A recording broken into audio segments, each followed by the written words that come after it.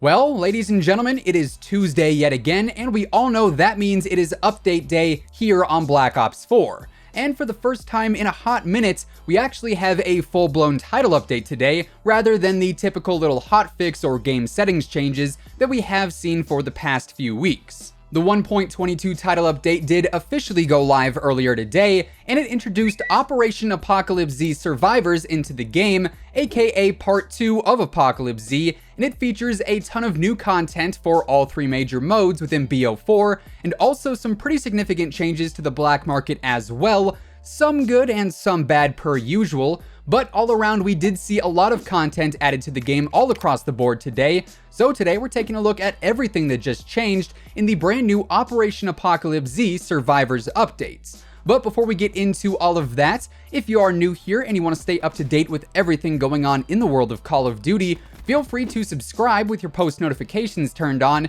that way you'll always know when a new video goes live. And of course, if you guys do enjoy this one, let me know by dropping a like rating on it, as it would be much appreciated. And now let's get into today's update and all the changes that came with it.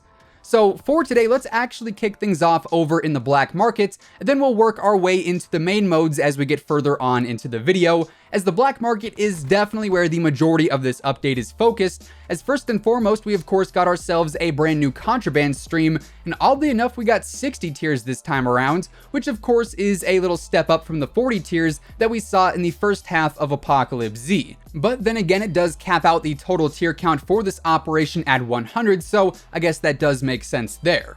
We also see that it currently says this half of the operation will end in 47 days, which comes out to be Sunday, September 22nd, or maybe Monday the 23rd after the 24-hour countdown commences at the very end.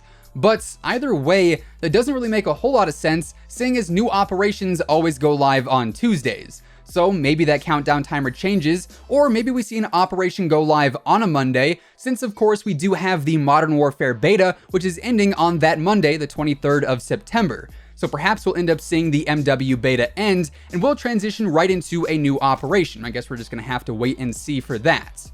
Anyways, like I said, we do have new tiers, comprised of a handful of new items, and some of the highlights include the Diner Jump Pack at Tier 5, the Chef outfit for Ajax at Tier 15, the Spinal Trap Reactive Camo at Tier 30, the Crop Duster Battery outfit at Tier 45, and also a new Ultra Weapon Bribe at Tier 60. And something you might have noticed along the way is the fact that yes, reserve cases are now back in the tiers, so take that as you will. Personally, I'm not really too huge on that element, but I guess it is what it is.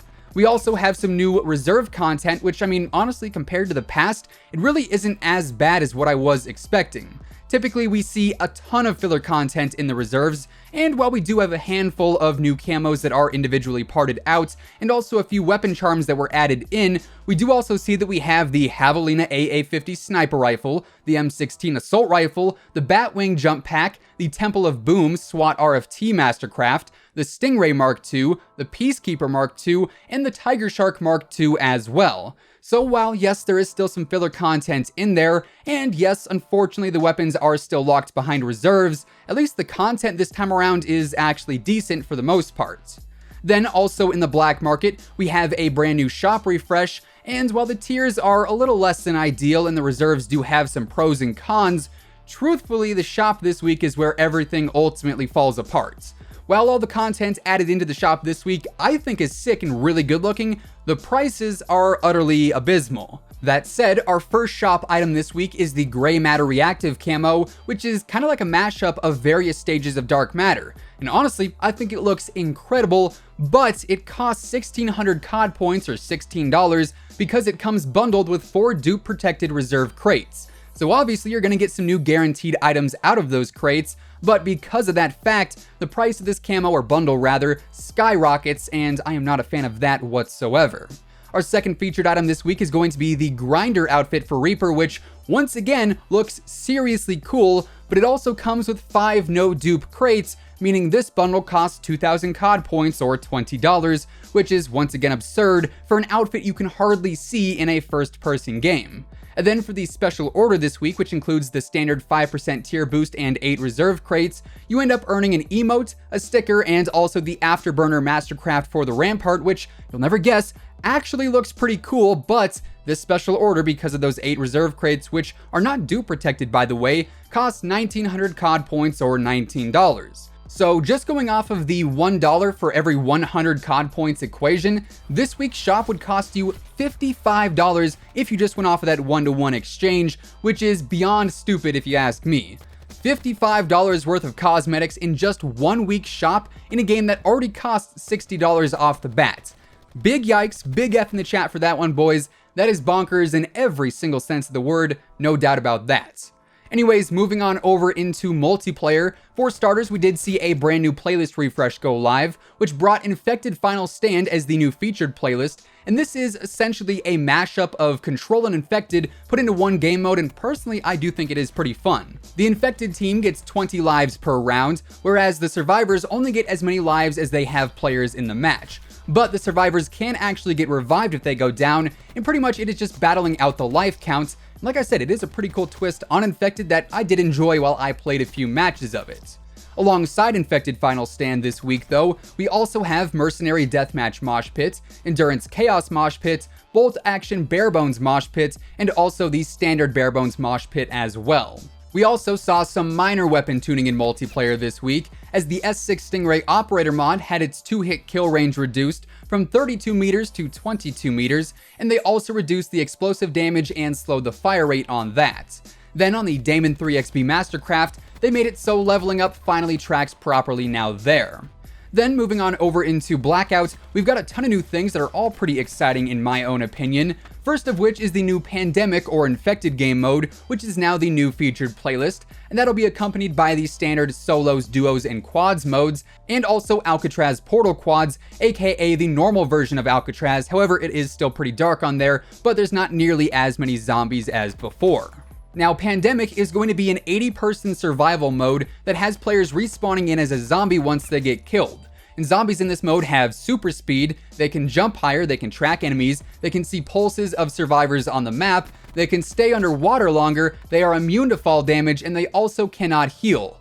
Zombies also get 2 axes per spawn, and they respawn every 15 seconds. Unfortunately though, at the time of recording this video, Pandemic was kind of buggy, and here and there it would actually end up disconnecting, so sometimes you'll be able to play the full match out just fine.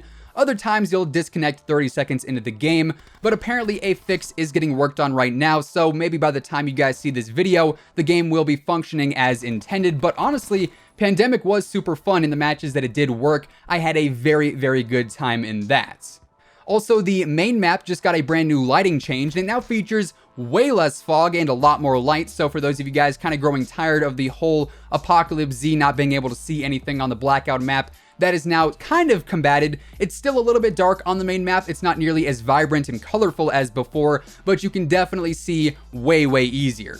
Also new in Blackout with this update is the Tactical Bike, which is a motorcycle with a sidecar, aka it is a 2-person vehicle. And then we also apparently got some brand new zombies related Easter eggs on the map too, but as of now those are still a secret, as I have not personally seen any of those discovered on my timeline yet, so be on the lookout for those when you are jumping in to catch some games. Then finally for today over in Zombies, although we didn't get an absolute ton of content, we did end up seeing the Duck and Cover Gauntlet for Alpha Omega get added in, so that is now available to jump into and complete. And then we also saw that some weapon support was added for the M16 and the Javelina AA50, alongside various Mark II weapons as well. So overall not a ton of new content, but Zombies did get a little bit here and there.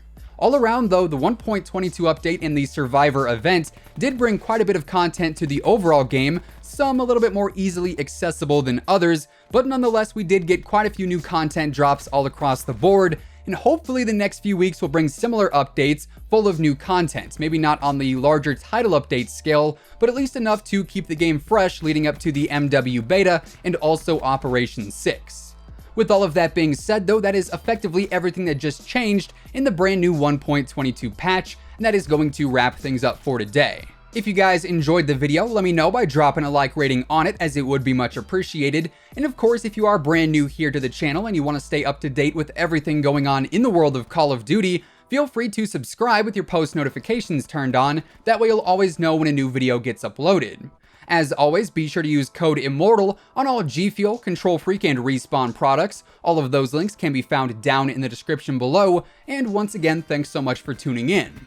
Until next time, take it easy, have an awesome rest of your day, and I'll catch you guys later. Peace out.